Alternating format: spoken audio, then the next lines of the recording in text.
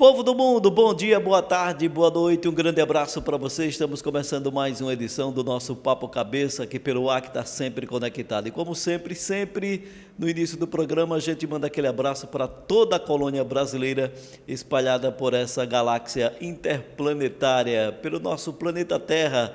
Por exemplo, tem brasileiro assistindo a gente agora em Paris. Rapaz, na Champs-Élysées.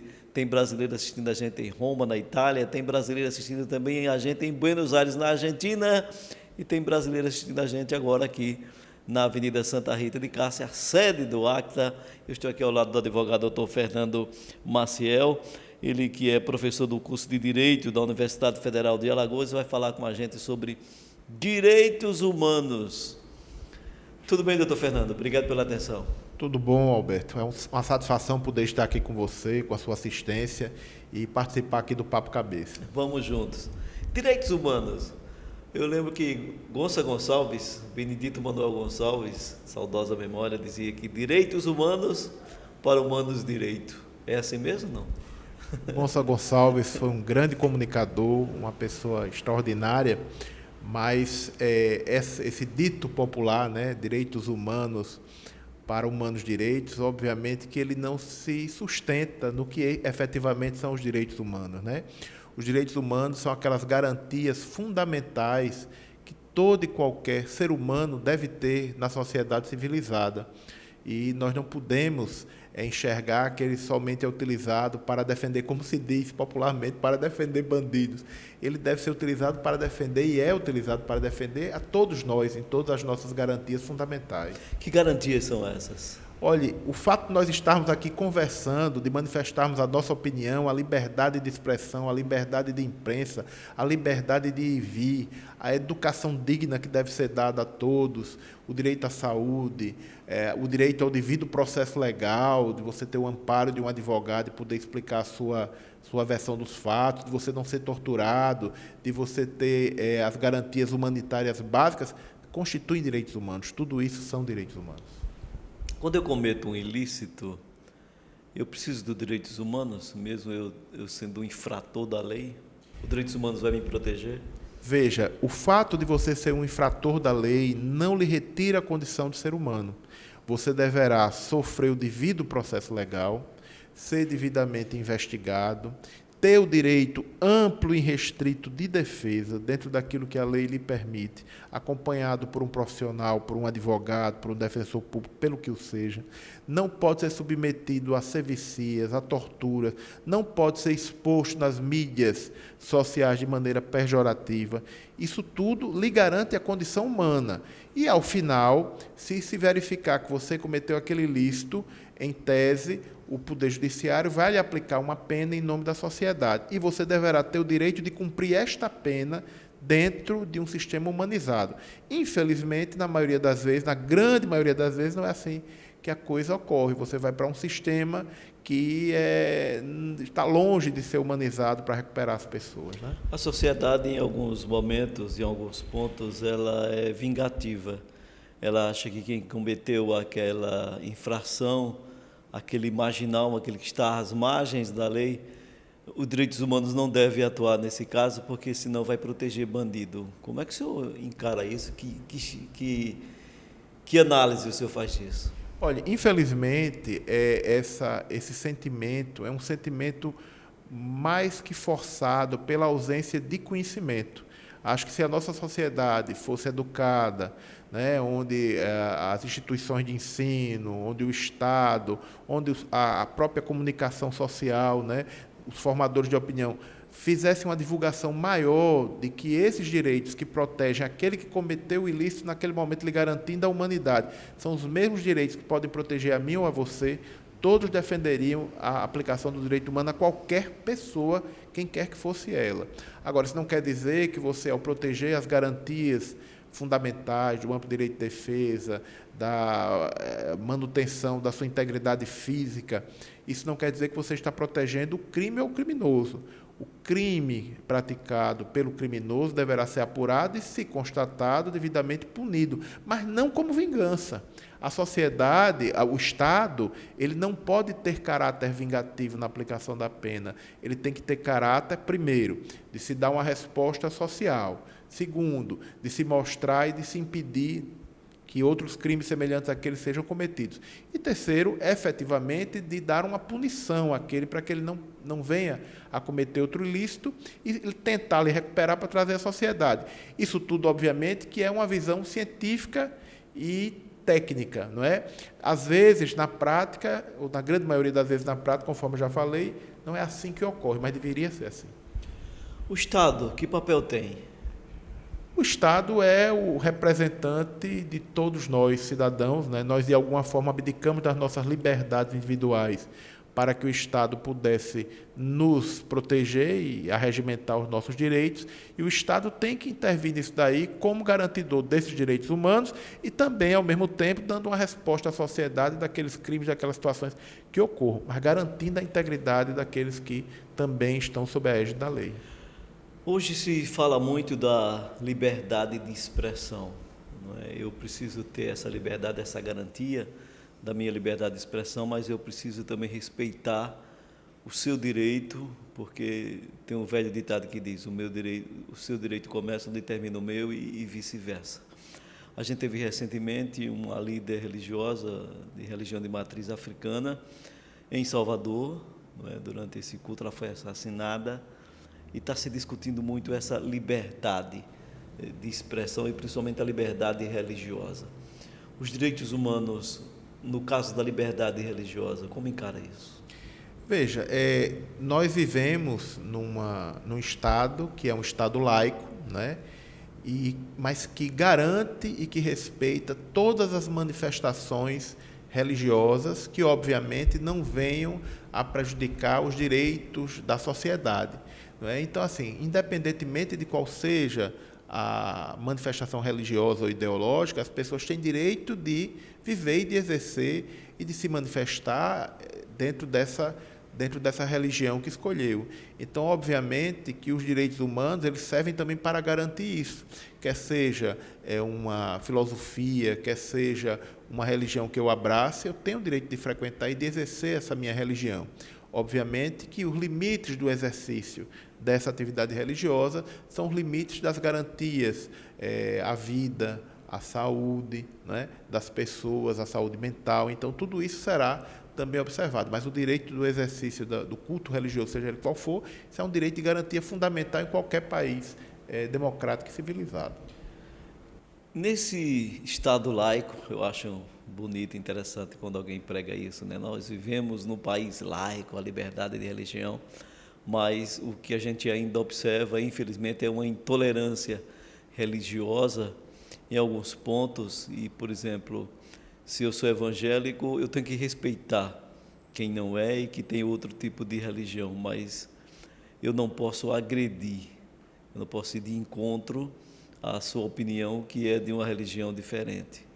Direitos humanos, nesse caso específico dessa liberdade de expressão e também desse culto religioso, de que forma ele atua numa intolerância dessa?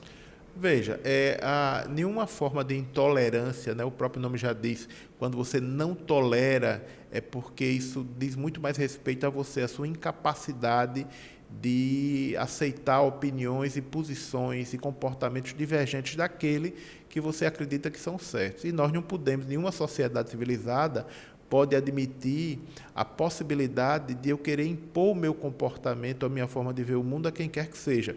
Obviamente, ressalto, resguardando aqueles direitos e garantias básicas, né, que são a vida, a integridade física, etc.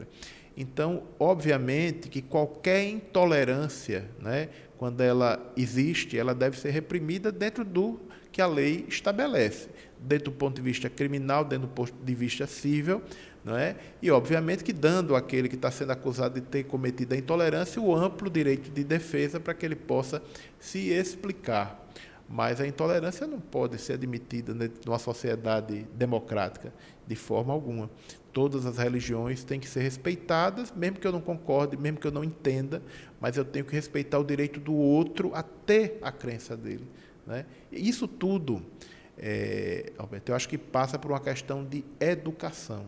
A educação da nossa sociedade. Infelizmente, nós vivemos numa sociedade onde a educação não é massificada, né? Onde você não estabelece pontos de diálogo na sociedade para que as pessoas aprendam a escutar, aprendam a dialogar, aprendam a entender, porque elas não têm nem sequer o básico da sobrevivência, né? Então, isso aí já seria para uma sociedade mais avançada, mas é uma coisa que a gente tem que trabalhar, a gente não pode deixar isso de lado. Isso é que vai nos ajudar a ter uma sociedade mais, ao invés de intolerante, mais tolerante, que tem a capacidade de aceitar, de conviver com as diferenças.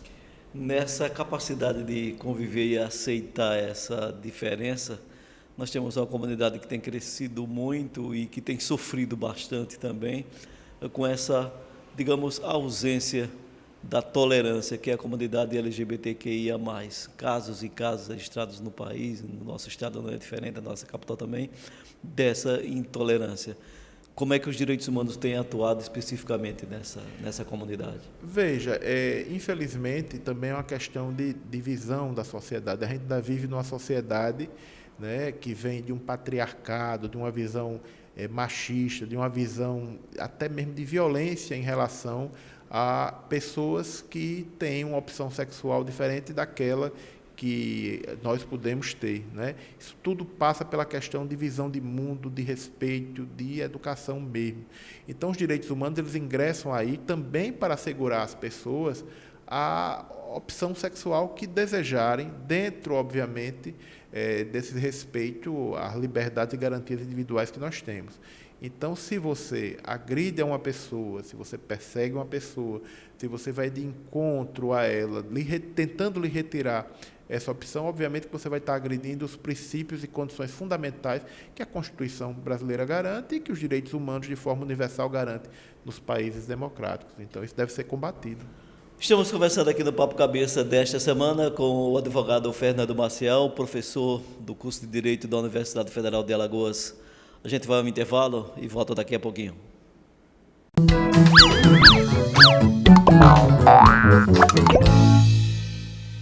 Neste Braskem Explica, vamos contar como é feita a manutenção dos imóveis do patrimônio histórico nas áreas de desocupação e monitoramento. Atualmente, 20 imóveis possuem alvará para a realização das obras e metade delas estão em andamento. Profissionais especializados fazem esse trabalho, respeitando as características arquitetônicas da época em que os imóveis foram construídos. Antes do início de cada obra, os imóveis são detalhadamente analisados e os especialistas também definem os planos de escoramento e recuperação das fachadas. Detalhes sobre esses imóveis estão sendo catalogados, junto com registros feitos com escaneamento a laser e informações históricas. Outras ações serão definidas com a participação da sociedade e comunidade acadêmica. Saiba mais em braskem.com.br/Alagoas. Mas o que será que é feito com essa taxa de bombeiros? Nesse exato momento, mulheres e homens do Corpo de Bombeiros estão de prontidão para atuarem onde houver vida em perigo. Sua contribuição com a taxa de bombeiro é revertida integralmente para a eficiência desse serviço. Faça sua parte e pague sua taxa de bombeiro. Sempre que precisar, você pode contar com o Corpo de Bombeiros. Governo de Alagoas.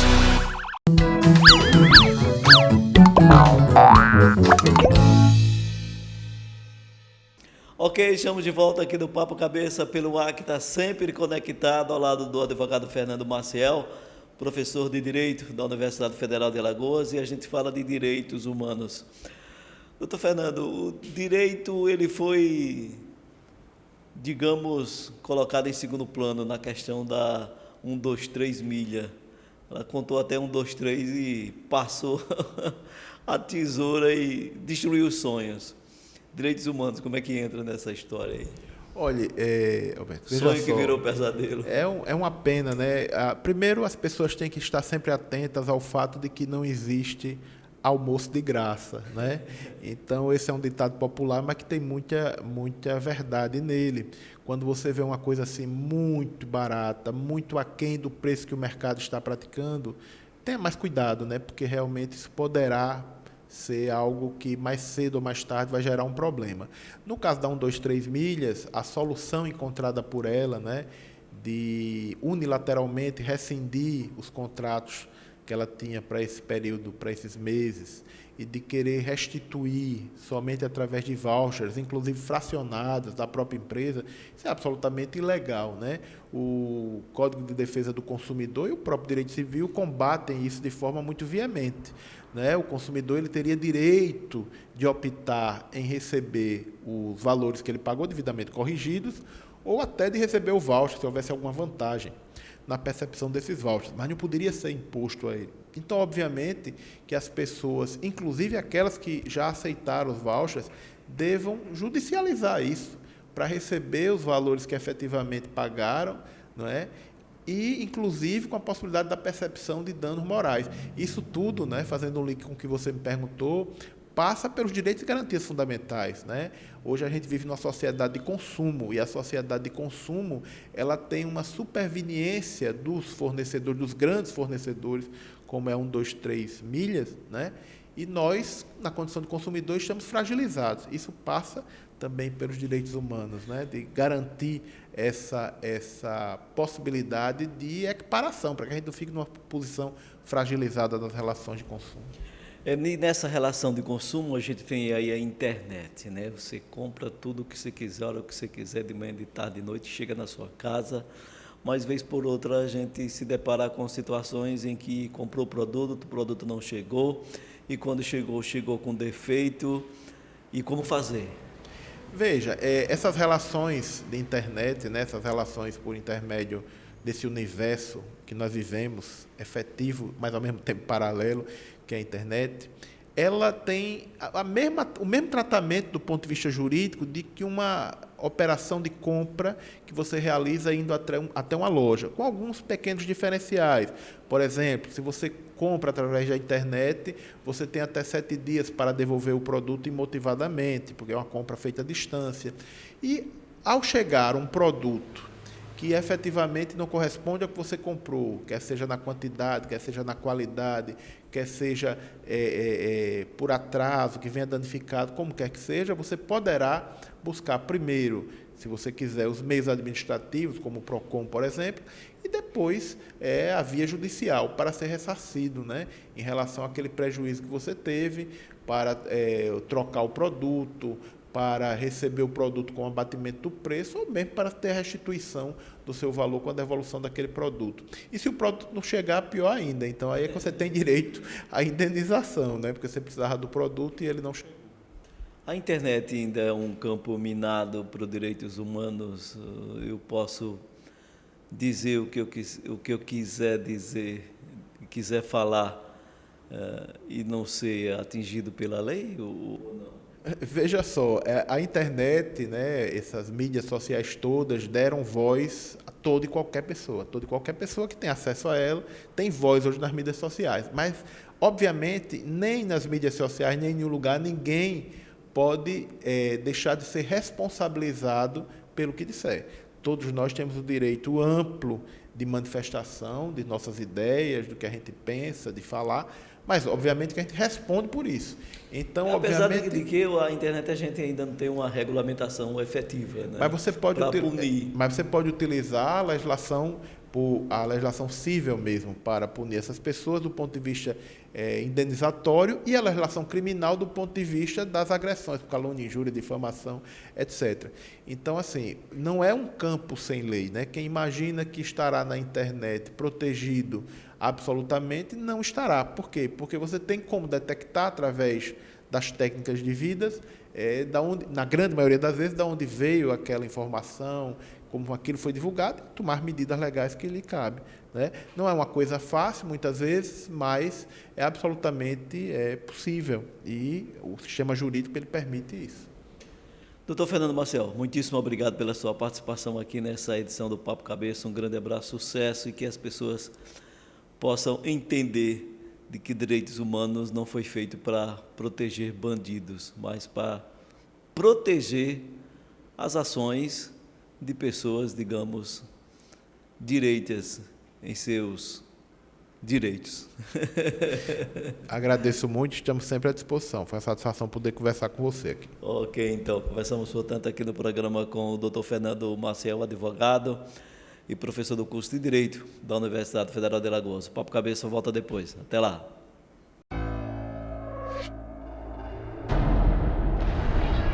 A corrida agora é para conhecer mais você.